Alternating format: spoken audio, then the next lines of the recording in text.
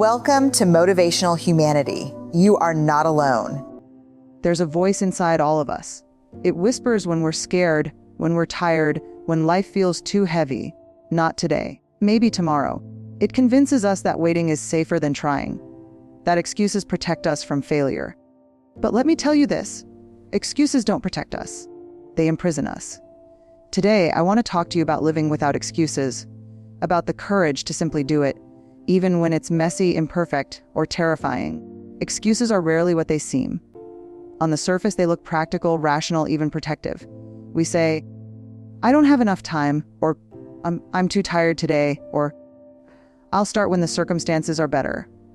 These phrases sound harmless, even logical, but underneath them is something far more human and far more powerful: fear. Excuses are fear in disguise. Fear doesn't usually come knocking on our door in its rawest form. It doesn't say, "Hi, I'm fear, and I'm here to keep you small." No, it dresses up in costumes that make it look reasonable, even responsible. It wraps itself in productivity, in overthinking, in waiting for the perfect moment. It tells us we're protecting ourselves from disappointment, from judgment, from failure. But in reality, excuses aren't protection, they're prison bars. Think about the times in your life when you held yourself back. Maybe you wanted to write that book, start that business, or simply have that honest conversation with someone you love. And what did your mind do? It handed you a list of excuses, like little slips of paper. You're not ready yet. You don't know enough. What if they laugh at you? What if you mess up? And instead of questioning those slips of paper, we take them as truth. We nod our heads and say, "You're right, not today." But here's the truth most of us don't want to face: those excuses aren't rooted in fact. They're rooted in fear. And fear's favorite game is keeping us in place, stuck in the safe, predictable, unchanging zone of comfort. Fear whispers, if you try, you might fail. And it's right, you might. Fear whispers, if you speak up, people might reject you. And that's true too, they might. Fear whispers, if you take the leap, there's no guarantee you'll make it. And that's the hardest truth of all. There are no guarantees. But here's what fear won't tell you. Staying where you are guarantees nothing changes. Staying quiet guarantees your voice isn't heard. Waiting for the perfect moment guarantees the moment never arrives. The courage to see through our excuses starts with acknowledging that what we're really avoiding isn't the task itself. It's the vulnerability that comes with it. We're not afraid of the action, we're afraid of being exposed. Afraid of being seen as not enough. Afraid of failing publicly. Afraid of daring greatly and then discovering that maybe, just maybe, we don't have what it takes. And yet, this is the paradox. Courage doesn't mean eliminating fear. It means doing the thing while fear rides in the passenger seat. It means saying, "Yes, I hear you, fear, but you don't get to drive." Excuses try to convince us that we'll act when we feel less afraid, when we feel more ready. But the truth is, you won't. Readiness is not a feeling, it's a decision. Courage is not born in the absence of fear, it's born in the presence of it. Let me tell you a story. Years ago, when I first started speaking publicly, I was terrified. I would stand backstage, my stomach tied in knots, my hands sweating, my brain whispering every excuse in the book. "You're not qualified to talk about this. People are going to roll their eyes. Who do you think you are?" And a very tempting excuse would rise in me. Maybe you're not ready. Maybe you should wait until you've done more research, gained more experience, written one more book. All of these excuses sounded responsible. They sounded like wisdom, but they weren't. They were fear. Fear disguised as practicality. I realized something standing backstage one day: fear doesn't disappear by waiting. It doesn't dissolve with time. It only grows stronger when you feed it with excuses. The only thing that weakens fear is action. And action doesn't come wrapped in certainty. Action comes with shaking hands, pounding hearts, and voices that crack. And that's okay. That's what courage looks like in real time. Excuses also give us an illusion of control. They let us believe we're being smart by holding back, that we're staying in charge of the outcome. But here's what I've learned: excuses actually rob us of control. Because when we let fear dictate our choices, we hand over the steering wheel of our lives. We stop being active participants in our own story and start being passive bystanders. When you peel back the layers of excuses, you'll almost always find one central lie at the core: I'm not enough. Not smart enough, not strong enough, not talented enough, not worthy enough. And that lie is the most dangerous one of all, because it convinces us that we don't even deserve to try, that we should wait for some magical day when we've finally proven ourselves worthy of taking action. But the truth is, worthiness isn't earned by perfection or achievement. It's inherent. You were worthy the moment you were born, and you don't need permission to show up for your life. So the next time you catch yourself making an excuse, pause. Ask yourself, what am I really afraid of? Is it failure? Is it rejection? Is it judgment? And then remind yourself that those fears, while real, are survivable. You've survived disappointment before. You've faced rejection before. You've been judged before. And yet, here you are, still standing, still breathing, still capable of rising again. Every excuse you dismantle is an act of bravery. Every time you call fear by its real name, you take back a little piece of your power. The goal isn't to erase excuses forever. They'll still show up. The goal is to recognize them, name them, and then refuse to let them dictate your story. Because here's the truth: the life you long for will not be built on excuses. It will be built on courage. It will be built on messy, imperfect steps forward. It will be built on showing up when it's hard and trying again when it doesn't work out the first time. And in the end, you'll look back not with regret over the risks you took, but with gratitude that you didn't let fear disguised as an excuse stop you from living fully. So the next time your mind hands you a slip of paper with an excuse written on it, don't take it as truth. Recognize it for what it is: fear trying to protect you from vulnerability. Thank it for showing up. And then choose differently. Choose to step into the arena. Choose to take the risk. Choose to live. Because excuses might feel safe in the moment, but they steal the very thing we're most desperate for: a life that is honest, brave, and fully ours. And that kind of life doesn't wait. It doesn't pause for perfection. It doesn't bow down to fear. It says, no excuses. I'm doing this anyway. Perfection is one of the most seductive lies we'll ever believe. It whispers to us in ways that feel noble, even responsible. It says, don't start until you can do it right. Don't speak until you can say it flawlessly. Don't show up until you're absolutely sure you won't make a mistake. And on the surface, it looks like a commitment to excellence. But underneath, it's really just a clever way of keeping us from moving forward. The truth is, perfection is not about doing things well. It's about protecting ourselves from the shame of being seen as not enough. Perfection is armor. And armor may keep us from being hurt, but it also keeps us from being free. We think if we wait until the timing is right, until we feel more confident, until everything lines up just so, we'll finally feel safe to begin. But waiting for perfect is like waiting for a train that never arrives. You can sit at the station your whole life, checking your watch, convincing yourself that the delay is temporary, when in reality, the train was never scheduled to come. Progress, on the other hand, doesn't wait for flawless conditions. Progress is messy.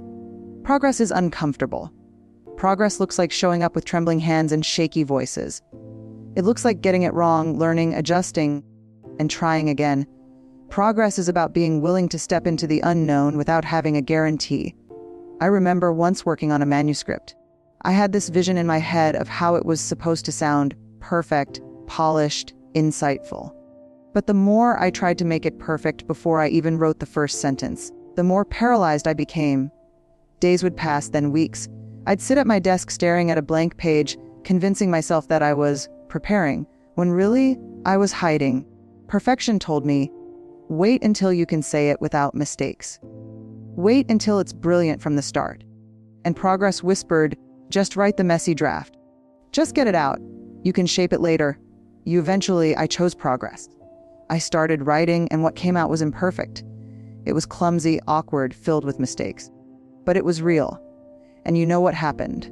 That messy draft became the soil from which something beautiful could grow. Without it, there would have been nothing. Perfection would have left me with an empty page forever. That's what perfection does. It promises safety, but delivers stagnation. Progress, even when it looks small or awkward, delivers growth. I want you to think about the people you admire, the authors, leaders, artists, athletes. None of them got there by being perfect. They got there by taking one step at a time, by being willing to look foolish, by being brave enough to keep going after falling down. Behind every great story of success is a mountain of imperfect drafts, failed attempts, and messy beginnings. The truth is, nobody ever changed the world by waiting until they had it all figured out. They changed the world because they had the courage to begin before they were ready.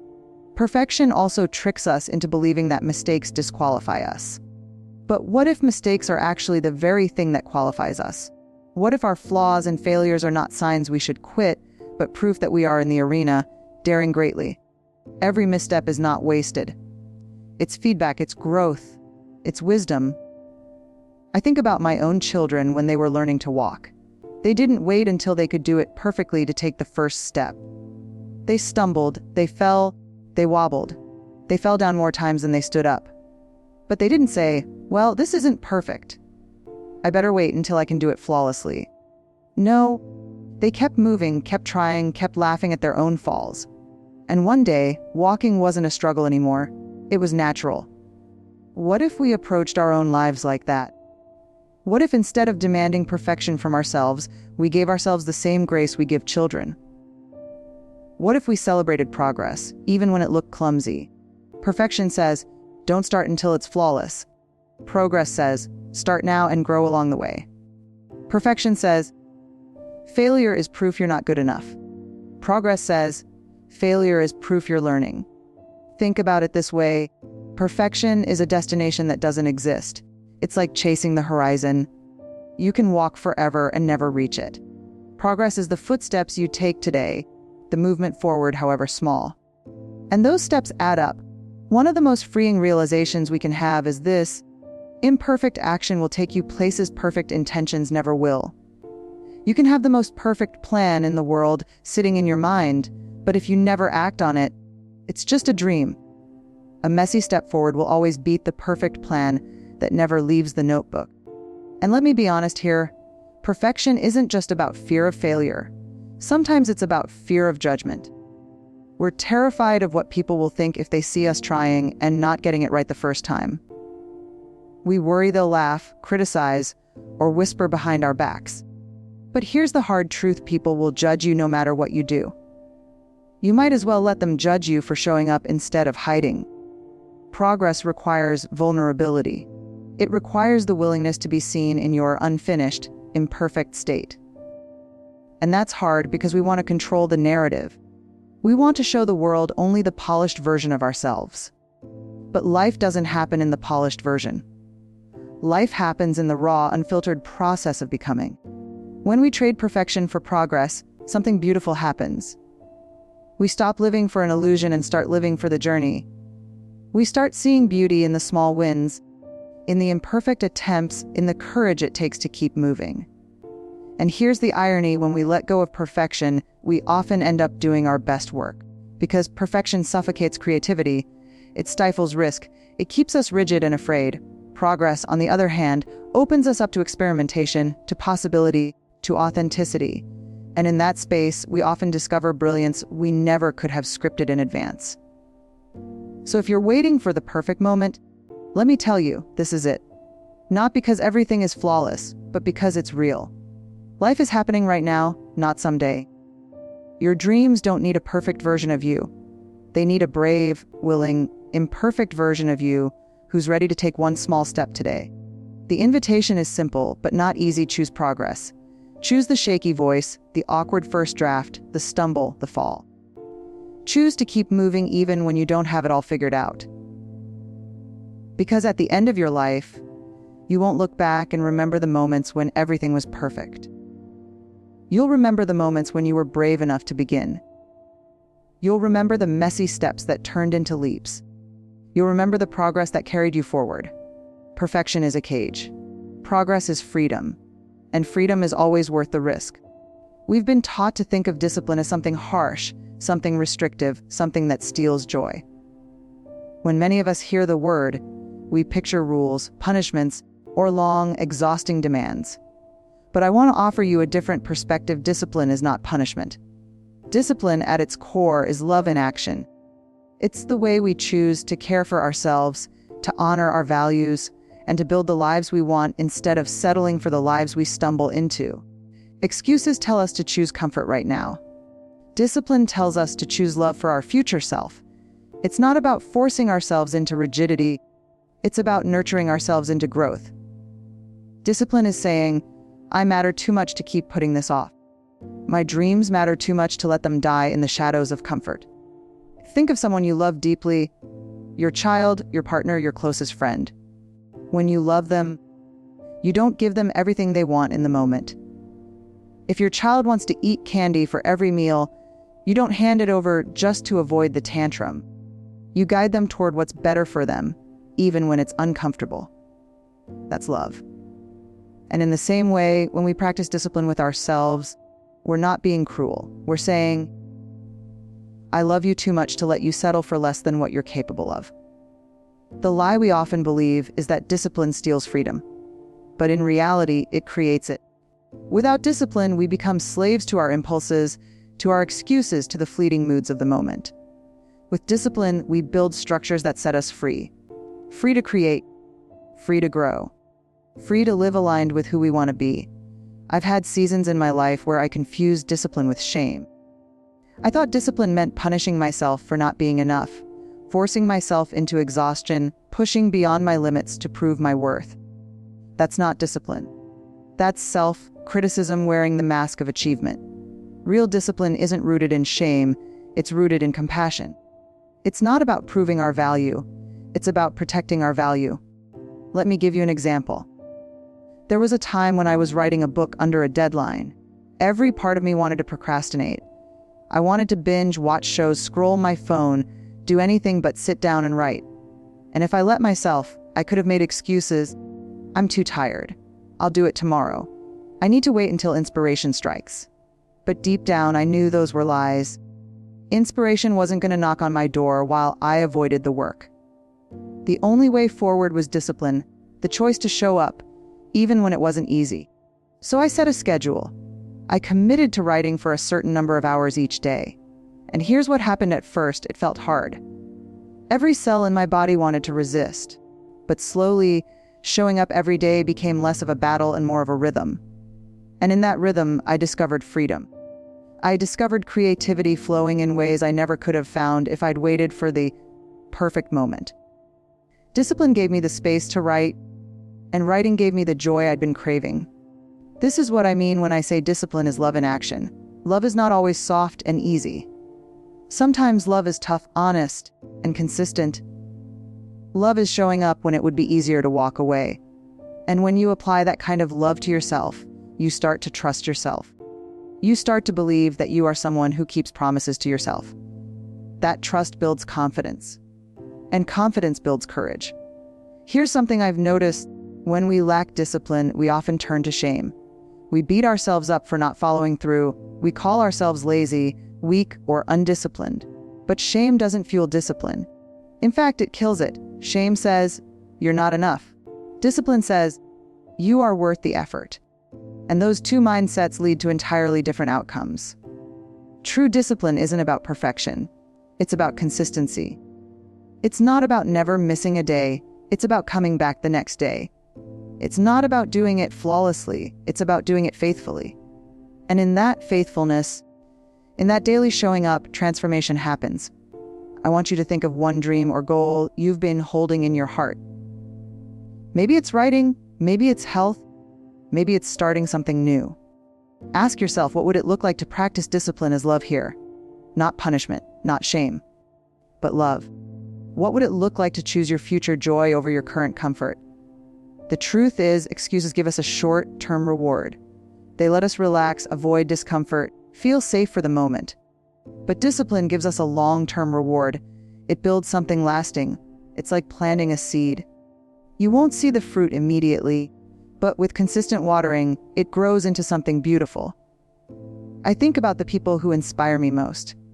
They didn't get there by accident. They didn't stumble into greatness. They practiced discipline day after day, year after year. They chose to show up even when it was inconvenient, even when no one was watching. And their lives became living proof that discipline isn't the enemy of joy, it's the pathway to it. Discipline is also contagious. When we live disciplined lives, we inspire others to do the same. Our children, our friends, our communities, they notice. They see what it looks like to honor commitments, to follow through, to live with integrity. And in that way, our discipline becomes not only an act of love toward ourselves, but an act of love toward others. But here's the key. Discipline doesn't mean rigidity. It doesn't mean pushing yourself to the point of burnout or ignoring your humanity. Real discipline is flexible. It adapts. It allows rest when rest is needed, but it doesn't surrender to laziness. It finds balance between grace and accountability. It honors both the dream and the dreamer. At the end of the day, discipline is simply this: choosing to align your actions with your values again and again, even when it's hard. It's saying yes to what matters most and no to what distracts you. It's remembering that your future self is worth the effort you invest today. So the next time you're tempted to give in to an excuse, pause and ask, what does love require of me right now? Not fear, not shame, not perfection. Love? Love may require you to rest, or it may require you to show up. But if you listen carefully, love will always point you toward growth, toward freedom, toward the life you were meant to live. Discipline is not chains, it's wings. It's what allows you to rise above the weight of excuses and step into the fullness of your potential. It's not punishment, it's love. And love, when practiced daily in small, disciplined ways, has the power to transform everything. One of the most powerful shifts we can make in our lives is moving from excuses to ownership. Excuses say, it's not my fault. I can't help it. Life, people, timing, everything is in the way. Ownership says, this is my story, and while I can't control everything that happens, I can control how I respond. I can control what I do next. When we live in excuses, we hand over the pen of our lives to someone else. We let circumstances, other people, or even fear write our story. Ownership takes the pen back. It says, I get to decide. I may not control the storm, but I control how I sail through it. Here's the thing. Excuses feel good in the moment because they relieve us of responsibility. They give us a sense of comfort. If it's not my fault, then I don't have to do the hard thing. But that comfort is false. It comes at the cost of power. Because the more we explain away our lives with excuses, the more powerless we become to change them. I've met so many people who live with a quiet ache, convinced they can't move forward because of what someone else did to them, or because of the circumstances they were born into. And my heart breaks, because while it's true that life can be unfair and brutally hard, it's also true that we are not defined by what happens to us. We are defined by what we do with it. Ownership doesn't erase the pain or the injustice, but it gives us the strength to rise anyway. I'll never forget a conversation I had with a woman after one of my talks. She told me about how her business partner betrayed her, leaving her in debt and broken trust. She said, I can't move forward because of what he did. He ruined everything. And I looked at her with compassion and said, he hurt you, yes, that's true. But he doesn't get to ruin everything. Not unless you hand him that power. Ownership is saying, what happened was painful, but it doesn't get to be the final word. I get to decide where I go from here. That's the heart of ownership. It's reclaiming the power that excuses try to take from us. There's a quote I love. You are not responsible for everything that happens to you, but you are responsible for how you respond. And that responsibility, when we really embrace it, becomes freedom. Because when we stop waiting for someone else to fix our lives, we realize we have the ability to take small steps forward. Sometimes ownership looks like saying, yes, I messed up. Yes, I dropped the ball, but I'm going to make it right. That's hard because shame loves to creep in and tell us we should hide. But when we practice ownership, we build integrity. People trust us more. We trust ourselves more. And little by little, that trust becomes the foundation of a stronger life. Ownership also means letting go of blame. Blame is tempting because it's easier to point outward than inward. It feels easier to say, I can't chase my dream because my parents didn't support me, or I can't succeed because the system is unfair, or I can't heal because they hurt me too deeply. And yes, sometimes those things are true. Life deals us real, hard blows. But blame keeps us stuck in the wound. Ownership doesn't deny the pain, but it asks, what can I do, even with this pain? There was a season in my own life when I found myself drowning in resentment. I felt like other people had too much power over my happiness. And it hit me one day. I was waiting for apologies that might never come. I was waiting for people to show up differently so that I could move forward. And all the while, my life was on hold. Ownership meant realizing, I can't wait for them to change. I can't wait for life to be fair. I have to choose to live fully now. And that was both terrifying and liberating. Terrifying because it meant the ball was in my court. Liberating because it meant I wasn't powerless anymore. When we live without ownership, our lives shrink. We settle for being victims of circumstance. But when we step into ownership, our lives expand. We realize that even in the hardest moments, we still have choices. Choices about our attitude, our effort, our direction, our values. Ownership doesn't mean we do everything alone. It doesn't mean we don't need support. What it does mean is that we take responsibility for showing up, for asking for help when we need it, for not waiting for someone else to rescue us. It means being honest with ourselves about what's within our control, and then doing something about it.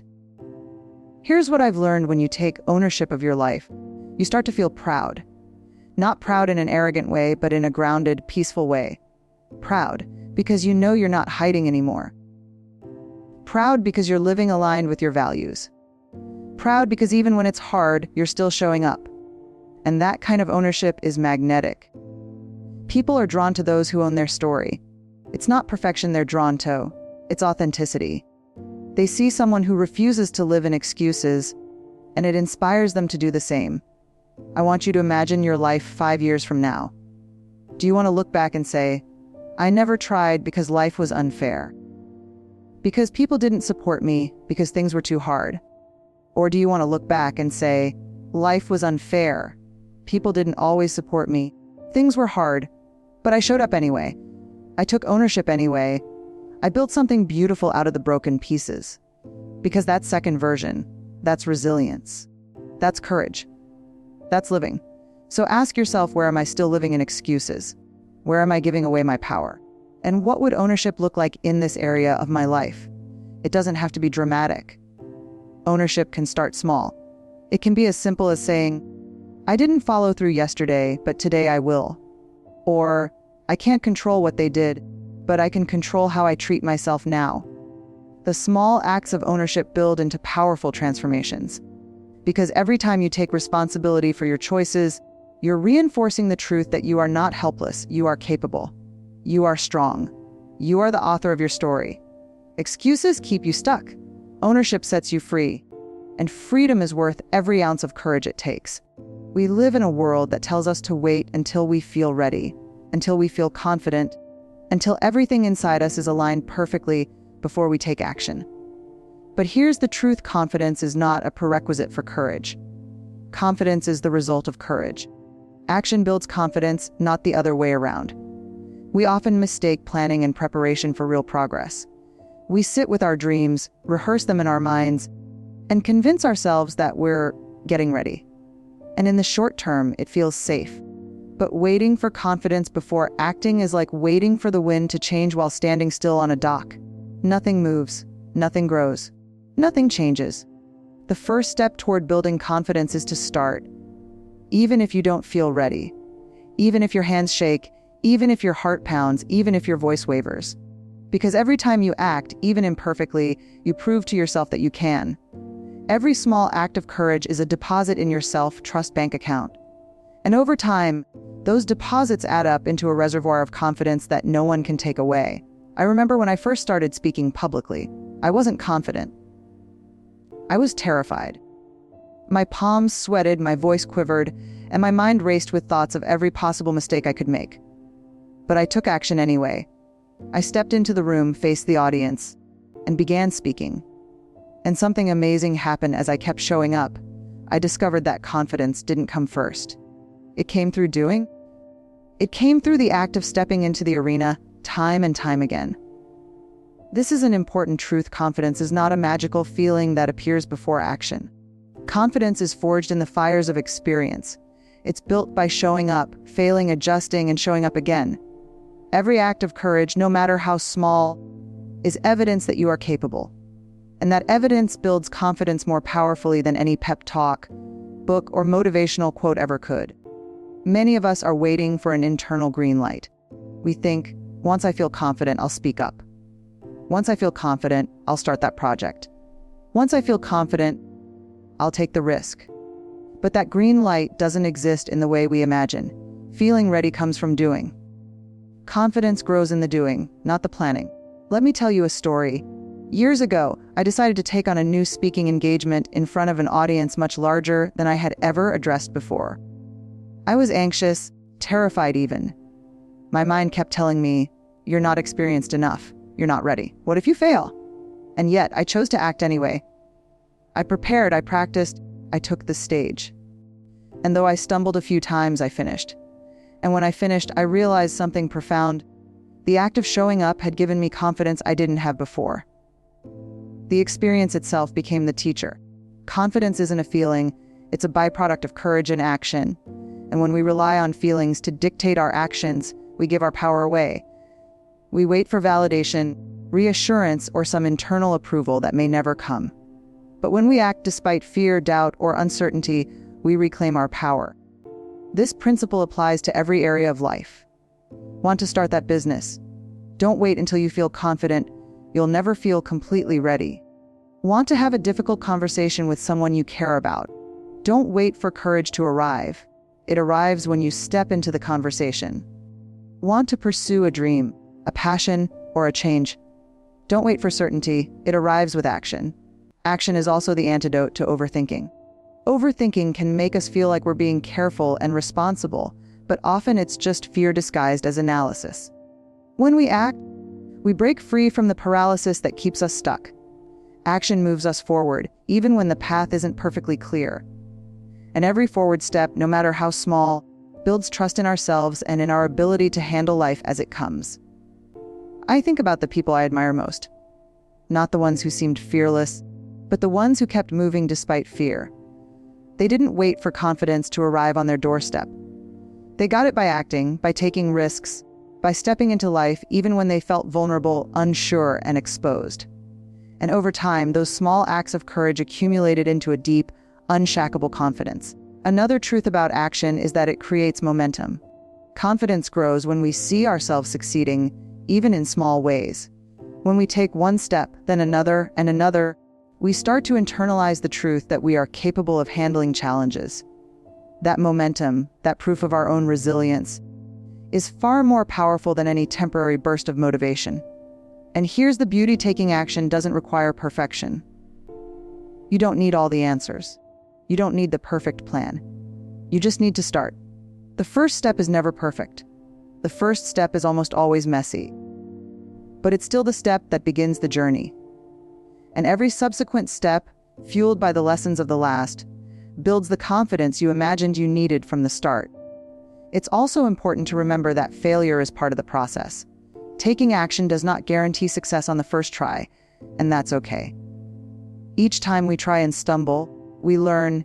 Each time we fail, we gain insight. Each time we act, we prove that we are more resilient than our fears. Confidence doesn't come from avoiding failure. It comes from learning from it and moving forward anyway.